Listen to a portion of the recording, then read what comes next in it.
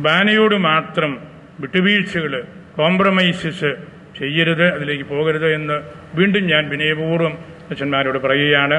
അത് കോംപ്രമൈസിലേക്ക് പോയി കളഞ്ഞാൽ പിന്നെ നമുക്കൊന്നും പിടിച്ചിരിക്കാൻ ഇല്ലാതാകും.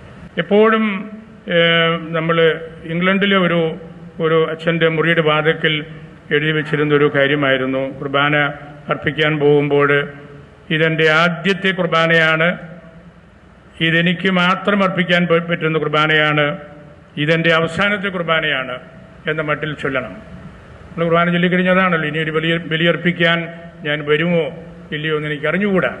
അതാണ് ദ ഫസ്റ്റ് കുർബാന, ദ ഓൺലി കുർബാന ആൻഡ് ദ ലാസ്റ്റ് കുർബാന. ഈ ചിന്തകളോടെയാണ് ബലിയർപ്പിക്കാൻ പോകേണ്ടത്. പരിശുദ്ധ കുർബാനയുടെ നമുക്ക് വാക്കുകളിൽ പറയാൻ പറ്റാത്ത വിധത്തിലുള്ള മാഹാത്മ്യത്തെയാണല്ലോ അതും എടുത്ത് കാണിക്കുന്നത്. പരിശുദ്ധ കുർബാനയുടെ പ്രത്യേകിച്ച് നമുക്ക് ലോകത്തിൽ ഏറ്റവും ശരിക്കും ബിബ്ലിക്കലായിട്ടും രക്ഷാകര പദ്ധതിയിൽ ഊന്നു നിൽക്കുന്നതുമായ 3 ലിറ്റർജികളാണ്, കുർബാനക്രമങ്ങളാണ് നമ്മുടേത്. പ്രത്യേകിച്ച് നമുക്കിപ്പോൾ തിയഡോറിൻ്റെയും നെസ്റ്റോറിയസിൻ്റെയും കൂടെ കിട്ടിയപ്പോൾ പാശ്ചാത്യ പണ്ഡിതന്മാരും പലരും പറഞ്ഞിട്ടുണ്ട്, ലോകത്തിലെ എല്ലാ ലിറ്റർജികളും എവിടെയെങ്കിലും തീർന്നു പോകുന്ന ഒരു കാലഘട്ടം വന്നാലും ഈ 3 ലിറ്റർജികളും പിടിച്ചു നിൽക്കും, അതാരും ഉപേക്ഷിക്കുകയില്ല. പിടിച്ചു നിൽക്കാൻ മാത്രം അതിനകത്ത് കണ്ടന്റ് ഉണ്ട്. അത് നമുക്കറിയാമല്ലോ, തിയഡോറിലിൻ്റെ ഒക്കെ വരുമ്പോൾ രക്ഷാകര പദ്ധതി മുഴുവനും അതിൽ സമഗ്രമായിട്ട് പറഞ്ഞു വച്ചിരിക്കുകയാണ്. അതുകൊണ്ടാണ് എല്ലാ ലിറ്റർജികളും ദൈവജനം ഉപേക്ഷിക്കുകയോ അല്ലെങ്കിൽ നഷ്ടപ്പെടുകയോ ചെയ്യുന്ന ഒരു കാലഘട്ടത്തിൽ നമ്മൾ എത്തിയാലും നമ്മളുടെ സുറിയാനി സഭകളുടെ കുർബാനക്രമങ്ങൾ ഒരിക്കലും ഇല്ലാതാവുകയില്ല എന്ന് പറയുന്നു. ഇതിൽ നിന്ന് വീണ്ടും വീണ്ടും ആളുകൾ എടുക്കുകയും പഠിക്കുകയും എല്ലാം ചെയ്യും. എല്ലാ പാശ്ചാത്യ യൂണിവേഴ്സിറ്റികളിലും ലിറ്റർജിക്കലായിട്ട് കൂടുതലായിട്ട് ഇപ്പോൾ പഠനങ്ങൾ നടക്കുന്നത് നമ്മളുടെ സുറിയാനി സഭയുടെ വിശിഷ്ടമായ ഈ 3 കുർബാന ക്രമത്തെക്കുറിച്ച് ആണ് എന്നുകൂടി നമ്മൾ മനസ്സിലാക്കിയിരിക്കണം. നമ്മൾ അതുകൊണ്ടാണ് അപ്പവും വീഞ്ഞും ബേസ്കസാകലിലാണ് വെക്കേണ്ടത്. അത് ഒരിക്കൽ ശുശ്രൂഷ ഈശോ ഗാഗുൽത്തായിലേക്ക് പോയ പ്രൊസഷനാണ്. അത് നമ്മൾ പ്രൊസഷനായിട്ട് തന്നെ അൾത്താരിയിലേക്ക് കൊണ്ടുവരേണ്ടതാണ്. നേരത്തെ അൾത്താരിയിൽ കൊണ്ടുവന്ന് വെക്കരുത് എന്നൊക്കെ പറയുന്നത് അതിന് അഗാധമായ അർത്ഥമുള്ളത് കൊണ്ടാണല്ലോ. നമുക്ക് പലയിടത്തും ഞാൻ കണ്ടിട്ടുണ്ട്. ഞാൻ കുർബാനയ്ക്ക് ചെല്ലുമ്പോൾ അൾത്താരിയിൽ വെച്ചിരിക്കുന്ന കാര്യങ്ങൾ ആണെങ്കിൽ എടുപ്പിച്ച് ഞാൻ ബസ്സായി കൊണ്ട് വെക്കാറുണ്ട്. എന്നിട്ട് ഞാൻ കുർബാന ചെല്ലാറുള്ളൂ. കാരണം നമ്മൾ പല പ്രാവശ്യം പറഞ്ഞ കാര്യം അതിന് അർത്ഥമുള്ളത് കൊണ്ടാണല്ലോ. അല്ലെങ്കിൽ ലാഘമാര 1 ചെല്ലിയാൽ പോരെ, എന്തുകൊണ്ടാണ് നമ്മളതങ്ങനെ 3 ചെല്ലുന്നത്? അത്യുന്നതങ്ങളിൽ 3 ചെല്ലുന്നതിൻ്റെ കാര്യം എന്താണ്? പള്ളികൾ പണിയുന്നത് കിഴക്ക് പടിഞ്ഞാറ് വെക്കുന്നതിൻ്റെ കാര്യം എന്താണ്? മദ്ബഹായുടെ പ്രാധാന്യം എന്താണ്? മർത്തോമാശ്രീവായുടെ പ്രാധാന്യം എന്താണ്? ബേസ്കസാകൾ എവിടെയാണ് വെക്കേണ്ടത്? മദ്ബഹായുടെ വിരി എങ്ങനെയാണ് വേണ്ടത്? ഇങ്ങനെയുള്ള ഒരുപാട് കാര്യങ്ങൾ നമ്മൾ ശ്രദ്ധിക്കണം. തർക്കേടില്ലാത്ത വിധത്തിൽ ഞാനത് പരിശ്രമിച്ചിട്ടുണ്ട്.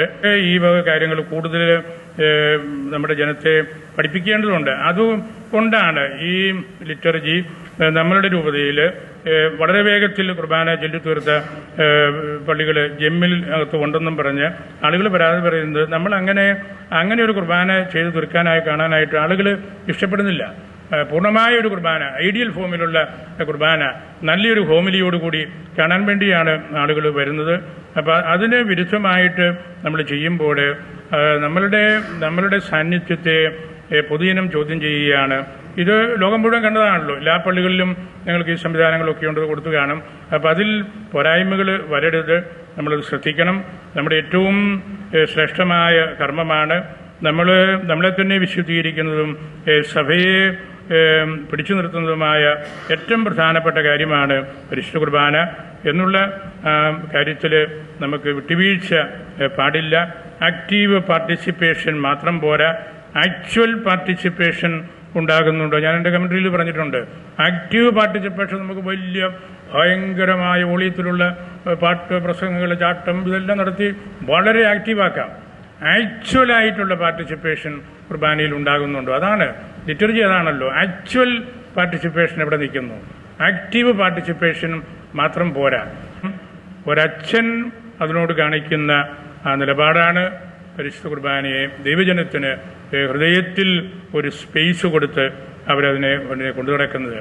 ഒരു കുർബാനയിൽ പങ്കെടുക്കാനുള്ള, പഴയ ഭാഷയെ കുർബാന കാണാനുള്ള ഒരവസരം ഒരിക്കലും നഷ്ടപ്പെടുത്തരുത് എന്നുള്ള തീവ്രമായ ആഗ്രഹത്തോടെ ജീവിക്കുന്ന അൽമായരുണ്ട്. അതുകൊണ്ട് പരിശുദ്ധ കുർബാന നല്ലതുപോലെ അർപ്പിക്കാനുള്ള അത് എന്ന് പറയുമ്പോൾ ഞാൻ പറഞ്ഞല്ലോ, നമ്മുടെ പള്ളിയുടെ ഘടന, പള്ളിക്കകത്തെ കാര്യങ്ങൾ, അച്ഛൻ്റെ ആംഗ്യങ്ങൾ, ഇങ്ങനെയുള്ള എല്ലാ കാര്യങ്ങളും അതിനകത്ത് പ്രധാനപ്പെട്ടതാണ്.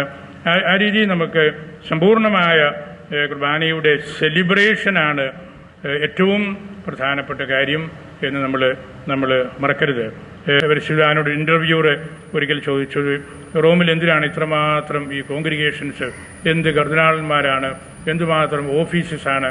അപ്പോൾ പരിശുദ്ധ പറഞ്ഞു, ഇതെല്ലാം ജനങ്ങളെ പഠിപ്പിക്കാൻ വേണ്ടിയുള്ള സംവിധാനമാണ്. അപ്പോൾ ആ ഇൻ്റർവ്യൂവർ വീണ്ടും ചോദിച്ചു, ഈ ഓർത്തഡോക്സ് സഭകളിൽ, ഓറിയൻ്റൽ സഭകളിലൊന്നും അത്രയും ഇല്ലല്ലോ. അപ്പോൾ പിതാവ് ചാടിയൊരു ഉത്തരം പറഞ്ഞു, ഓറിയൻ്റൽ സഭകൾക്കെല്ലാം നല്ല ലിറ്റർജി ഉണ്ട്, അതാണ് അവരുടെ മജിസ്റ്റീരിയം. പിന്നെ അത് പഠിപ്പിക്കാൻ വേണ്ടി ഒരുപാട് സംവിധാനങ്ങളുടെ ആവശ്യമില്ല. ബെനഡിക്ട് പറഞ്ഞതാണ്, ഓറിയൻ്റൽ സഭകൾക്കെല്ലാം ഒന്നാന്തരം ലിറ്റർജിക്കൽ സെലിബ്രേഷൻ ഉള്ളതുകൊണ്ട് അവരുടെ മജിസ്റ്റേറിയവും അവരുടെ ഡോഗ്മായും എല്ലാം അതാണ്. എന്ത് നല്ലൊരു ഉത്തരമാണ് പിതാവ് കൊടുത്തത്. നമ്മുടെ ഈ കുർബാന ടെക്സ്റ്റിനെ കുറിച്ചാണ് പരിശുദ്ധ പറഞ്ഞത്. നമ്മുടെ പരിശുദ്ധ കുർബാനയുടെ ടെക്സ്റ്റ്, അതിൻ്റെ സെലിബ്രേഷൻ, അതിൻ്റെ അർത്ഥം, അതെല്ലാം മനസ്സിൽ വെച്ചുകൊണ്ട് പരിശുദ്ധാവ് സൂചിപ്പിച്ച കാര്യമാണ്.